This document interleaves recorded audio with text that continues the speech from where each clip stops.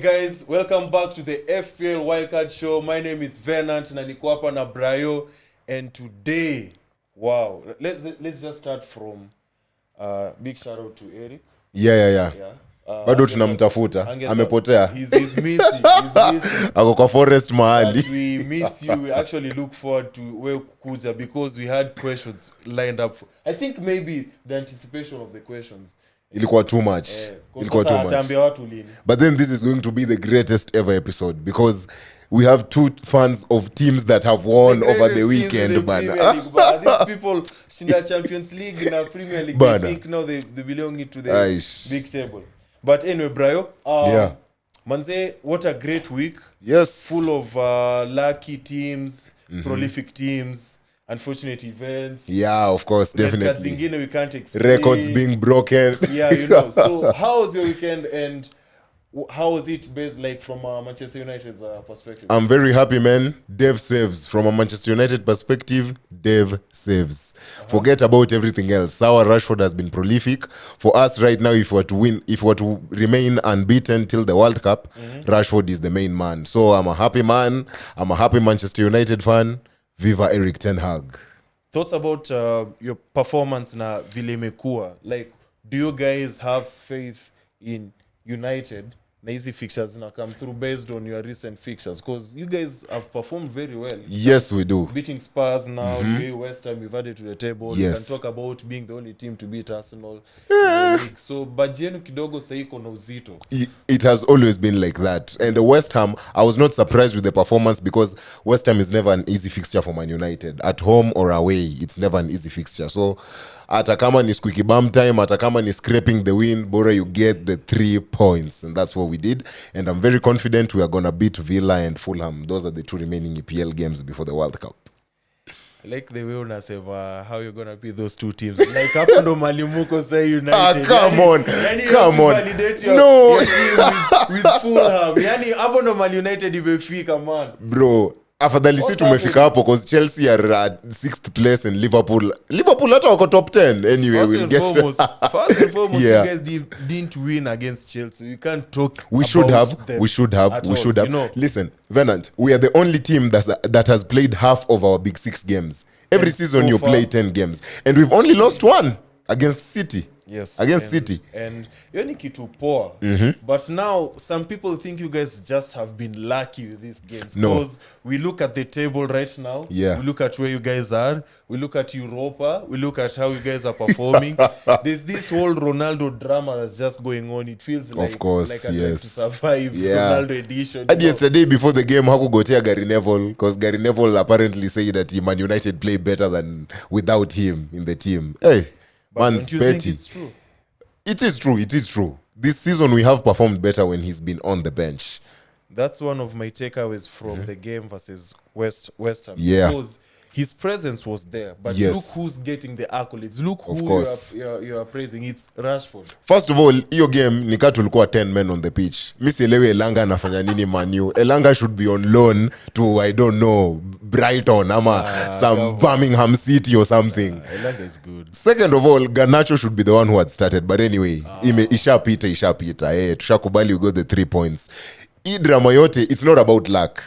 You can clearly see that Ten Hag has an idea with this team. Against West Ham, it couldn't happen because West Ham were playing 4-4-2. Bana, 2 banks of force, Kamaka na Bowen walikuwa ready for the counter. Yeah, and Dallo has been the most improved player in the team right now. Dallo is prolific.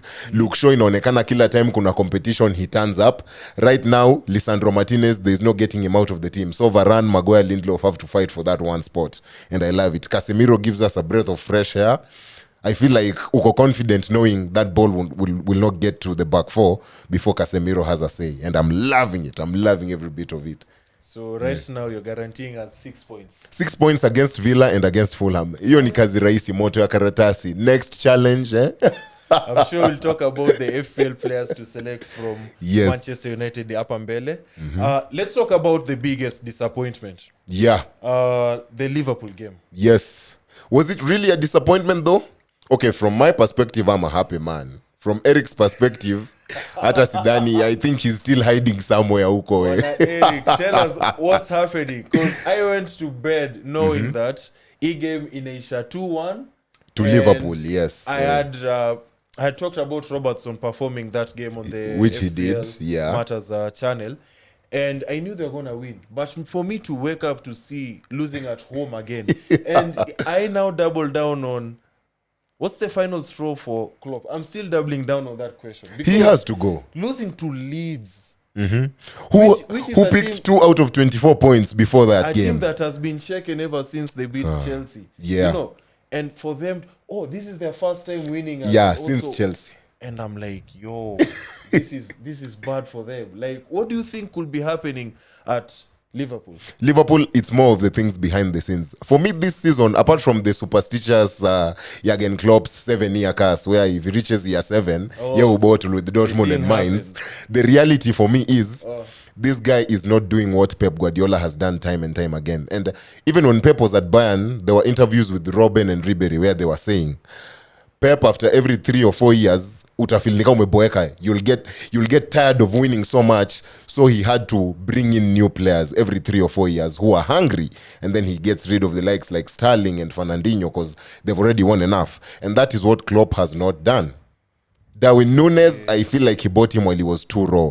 You know, Haaland was given time to mature at Dortmund. So he's now like the finished product. Nunes should have stayed at Benfica for an extra year or so. Luis Diaz will come good for them, but then you look at the midfield, they didn't sign anyone who actually goes into the starting 11. Arthur comes in injured. Curtis Jones and Harvey Elliott still learning on the game, still new. Yeah, exactly. Yeah, so that is it for me. Klopp did not do what Pep does regularly. Renew the team every 3 or 4 years. Wow. That's very informative from you because I cannot add anything on top of that. Because for me, thinking forward about Liverpool, what I think is, one, they need to really crash it in UCL. Yes, they have to. They have to crash it in UCL because, number two, if they are to have a successful season at Premier League, I think top 4 marks it for them. Of course, anything, yeah. This season hasn't been great. And no, please do not fire him. That's the worst thing what do you mean? Can do. What do you mean? That's the worst thing you can do to such a team with a great manager at this juncture in the season. What do you mean? I want them to fire him so that they hire Steven Gerrard and then, Steven Gerrard also fails. And then now don't attack. But anyway, that point is correct. Right now, if you fire Klopp, there is no way you're getting a good manager like that. Yeah, whole system, and I don't know if financially they can afford to. They cannot. FSG never spend. You know, Liverpool have never been big spenders. Even they had to give Salah an extension of a contract so that they get rid of money. Otherwise, wangepewa pesa. So FSG never spend. Liverpool in the mud, and I'm here for it. I'm loving it. So you sound surprised about this Liverpool. You do not sound surprised about this result here, Liverpool. Because it was coming. Leeds have been playing well, were unlucky to lose against Arsenal. And you could see it coming because Liverpool have been fragile defensively. Van Dijk with his aura stretching his left leg or right leg, whatever. You remember what he did against Nottingham Forest. So it was coming. It was coming. It was coming. Will you say you aren't surprised with the Chelsea result? Chelsea, I was not. I was not surprised by the defeat, but the scoreline. The scoreline. I did not expect Brighton to do that to them. I expected a 2-1 or a 1-0 from Brighton. Wow. For them to put 4 past Chelsea, which could have been even 6 or 7 if it were not for Thiago Silva with the goal line clearances. Jesus Christ. But anyway, that serves him right. We have to change his name right now from Graham Potter to Graham Butler. Bro, these English coaches will never succeed. Look at Lampard. Lampard will get sacked soon. It might not happen before, but he'll get sacked soon. English coaches are good for one thing: relegation battles. The likes of Tony Pulis, Sam Allardyce, Alan Pardew, that is their job. We should consider them come January. Yes. Yes. I've never thought about English managers that way. That was fun. Okay, so when we come back, man, we are going to talk about FPL and why I'm having several arrows are red now. Why? All green all over, ladies and gentlemen. Traffic lights zimesema go and we are going one way to the top of the FPL.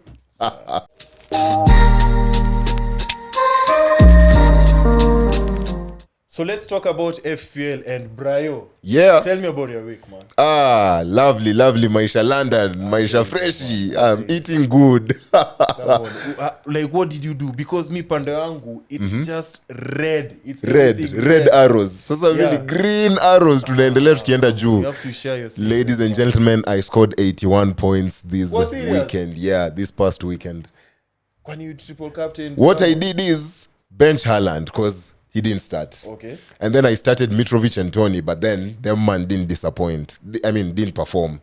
But then when you come to my midfield, bwana, this is a midfield better than Busquets, Xavi, and Iniesta, bwana. This midfield is better than Casemiro, Modric, and Kroos. My midfield of Kevin De Bruyne, Rashford, Odegaard, Almiron, and Trossard, all of them getting goals over the weekend. Money they gave you 110 million. What? Hata I wish ninge captain mmoja wao. I didn't captain any of them. My captain was Haaland, but I had benched him. I forgot to switch the captain tab. So that was the issue. My vice was Ivan Toney, who got injured who is suspended now for the following games. So he didn't score. When team delikujanga. Anyway, the midfield rescued me. With the trip, you're also getting 11 points. So that as a speaks defender. to managers making sure they pick the right midfield. Yes. And you're exactly. telling us midfield now is the key. The only center forwards I'd still force you guys to take is a Haaland when he comes back, and man's like Callum Wilson for Newcastle. Callum Wilson for Newcastle. Yeah. 2 goals and 2 assists. Yes, my friend. over the weekend. That tells me he's a player who, when you look at Newcastle right now, he not only scores goals, but he creates opportunities. Yes. And with such an FPL asset right now, I'd recommend him to those people who have Ivan Toney on your team. Because, you have the 5 yellow cards suspension. He was suspended. So I'm just telling you, Mapema, Callum Wilson is that replacement. Because the highest manager got 134 points. His name is Bilal. Like, this is worldwide. And he had captained Callum Wilson. Gave him 57 points only. Callum. Captain? No, captain only. Just captain. Oh, wow. Okay, Just captain. That's good. Yeah. Anyway, you mentioned about leagues. Yes. On a good company league yetu hapa sahi, where I have 755 points. You guys are eating good, man. Yeah. Hey! And as much as I'm good in FPL, manze, number 1 in our league has 900 points. Kuna msashafika 900. Yes. He's exactly on 900. Yeah, anaitwa team yake ni 31 Savage. And number 2, 898. Just 2 points. Bro, nakwambia ligi yetu ni moto. Always, you cannot captain the wrong person. We had Negs here. You remember Byron? Negs talked about him not captaining Haaland. Remember that? And it cost him. He went from number 4 to 400. Wow. Hey, so, hey, man. FPL iko na character development serious. Wow. So we are looking forward to game week 15 right now. And once again, I have the top 3 picks for you guys. Top 3 picks. Go ahead, man. Callum Wilson, Kevin De Bruyne, and Miguel Almiron. Those are the 3 players you should be picking. That you should consider. Yes. Upande wangu, I'll tell you this. The best fixture to get points right now is Man City and Fulham. Why? Because it's Man City at home. And the pressure of the top spot, it's on them. And when you look at Man City in the EPL and how they play, they score a lot of goals at home. This Haaland guy that has been giving you 17 goals, most of them come at Etihad. Yes, they and do. He's coming Yes, off they from do. An injury. He's gonna be back. So for me, I'm just telling you guys, that's my captain.